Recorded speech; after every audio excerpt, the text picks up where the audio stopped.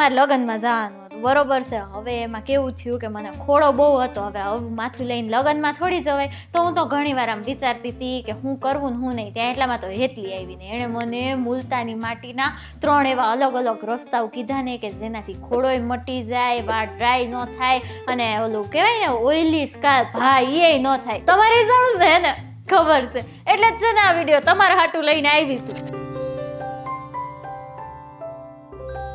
એ કેમ છો? જય શ્રી કૃષ્ણ. હું તમારી ચકી, અને આજે પાછે આવી ગઈ છું મારી બધી જ બેનપણીઓ હાટું, એટલે કે માત્ર મહિલાઓ માટે. અહીંયા છે ને આપણે બધી પ્રકારની વાયતુઈ કરવાની છે ને એનો ઉકેલ લાવવાનો છે. હવે મુલતાની માટી તો આમ વર્ષો વર્ષથી હાઈલી આવી છે, આપણે હજી વાપરીએ ને, પણ મને ઈ નહોતી ખબર કે મુલતાની માટી વાળમાંય વપરાય. મને તો એમ કે ખાલી ચામડી હાટું હોય છે, તો એના ઘણા બધા ફાયદા છે.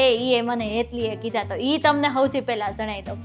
આ છે ને તમારા વાળમાં છે ને ડીપ ક્લિનિંગ ઓલું કહેવાય ને, આમ એકદમ ચોખ્ખાઈ કરી દેશે તમારા વાળમાં. તમે આપણે ઘણી વાર શેમ્પુ કરતા હોય, બધું કરતા હોય, પણ તોય છે ને હરખાઈથી ચોખ્ખાઈ ન થતી, પણ મુલતાની માટી તમે લગાડો ને તો એનાથી આમ ડીપ ક્લિનિંગ થઈ જાય છે. બીજી વસ્તુ, બ્લડ સર્ક્યુલેશન છે ને આનાથી તમારું એકદમ આમ હારામાં હારું થઈ જવાનું છે. ત્રીજી વસ્તુ, આનાથી છે ને આમ ઓલું કહેવાય ને કન્ડિશનિંગ, આપણે શેમ્પુ પછી જે કન્ડિશનર વાપરીએ ને, હા એ તમારું આમાંથી છે ને એકદમ હારામાં હારું થઈ જવાનું છે. એનાથી તમારા વાળ છે ને એકદમ ઓલું શું કહેવાય તમારી ભાષામાં, હાઇડ્રેટેડ, હા એ થઈ જવાના છે.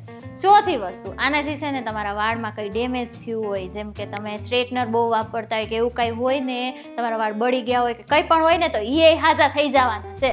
હવે છે ને આ મુલતાની માટી લગાડવાના હું તમને 3 અલગ અલગ રસ્તાઓ કહીશ, બરોબર. સૌથી પહેલું, તમારા વાળ જો આમ ડ્રાય હોય ને, તો એના માટેનું હું તમને કહી દઉં. એમાં તમારે જોશે મુલતાની માટી, દહીં, મધ અને લીંબુનો રસ, બરોબર. હવે તમારે સૌથી પહેલા મુલતાની માટી લેવાની છે, એમાં અડધો કપ દહીં નાખવાનું છે, એમાં 2 ચમચી મધ, 2 ચમચી લીંબુનો રસ નાખીને એની છે ને પેસ્ટ બનાવી લેવાની છે.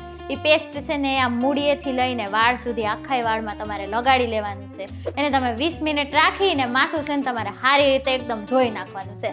અને અઠવાડિયામાં છે ને 1 થી 2 વાર તમે આવું કરશો ને તો આ સમસ્યા તમને રહેવાની જ નથી. હવે બીજી રીત, મારી જેમ જો તમને ખોડો આમ વધી જતો હોય ને, તો એના હાટું હવે હું તમને જણાવી દઉં. તમારે મુલતાની માટી લેવાની છે, મેથીના દાણા લેવાના છે અને લીંબુ લઈ લેવાનું છે, બરોબર. હવે છે ને તમારે 6 ચમચી મેથીના દાણા આખી રાત પલાળીને રાખવાના છે. હવે જે દાણા પલાળ્યા ને એ જ પાણીની હારે તમારે છે ને મિક્સરમાં પીસી લેવાના છે, અને એમાં તમારે 4 ચમચી મુલતાની માટી નાખવાની છે અને 1 ચમચી લીંબુનો રસ નાખવાનો છે. આની પેસ્ટ બનાવી અને તમારે છે ને વાળના મૂળિયામાં લગાડી લેવાની છે, અને એને છે ને 30 મિનિટ એટલે કે અડધો કલાક રાખી લેવાનું છે.